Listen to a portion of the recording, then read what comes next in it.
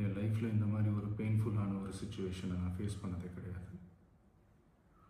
மனசு முழுக்க வலி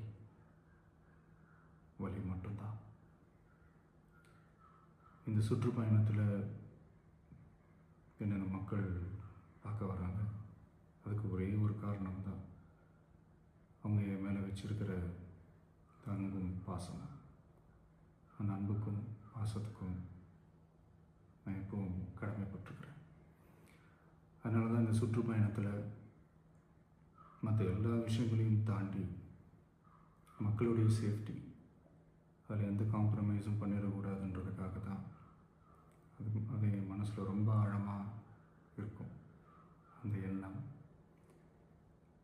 அதனால தான் இந்த அரசியல் காரணங்கள் எல்லாத்தையும் தவிர்த்துட்டு ஒதுக்கி வச்சுட்டு மக்களுடைய சேஃப்டி மட்டும் மைண்டில் வச்சுக்கிட்டு அதுக்கான இடங்களை சூஸ் பண்ணுறது, அதுக்கான இடங்களை பார்த்து பெர்மிஷன் கேட்குறது, போலீஸ் டிபார்ட்மெண்ட்டில் அதை ரிக்வெஸ்ட் பண்ணி கேட்போம். ஆனால் நடக்கக்கூடாதது நடந்துருச்சு. நானும் மனுஷன் தானே. அந்த நேரத்தில் அத்தனை பேர் பாதிக்கப்பட்டு இருக்கும்போது எப்படி அந்த ஊரை விட்டுட்டு என்னால் கிளம்பி வர முடியும்?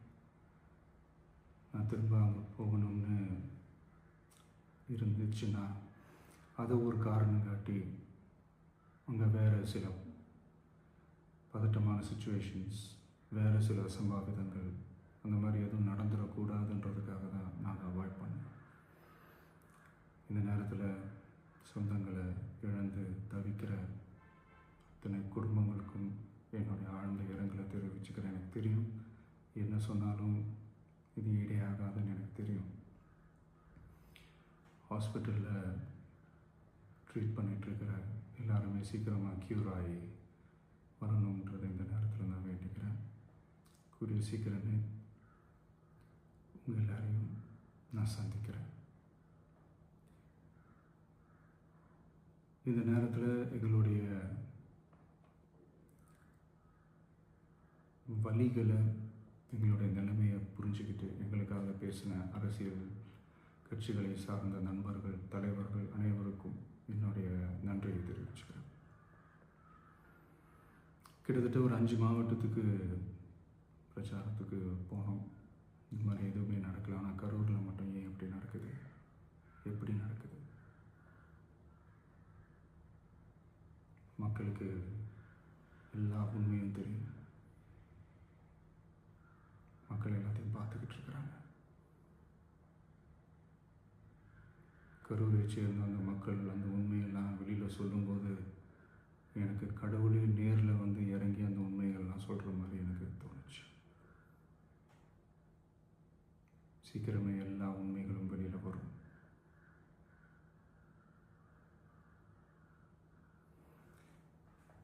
எங்களுக்கு தரப்பட்ட இடத்துல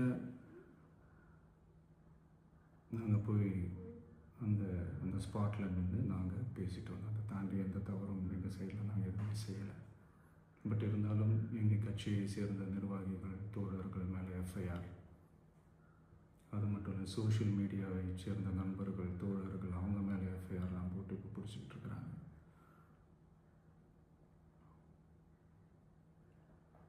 சிஎம் சார், உங்களுக்கு ஏதாவது இந்த பழி வாங்கணும் அப்படின்ற எண்ணம் ஏதாவது இருந்துச்சுன்னா என்ன வேணாலும் பண்ணுங்க. அவங்க மேலே கை வைக்காதீங்க. நான் ஒன்று வீட்டில் இருப்பேன், இல்லை நான் ஆஃபீஸில் இருப்பேன். என்ன வேணாலும் செய்யுங்க. நண்பர்களே, தோழர்களே,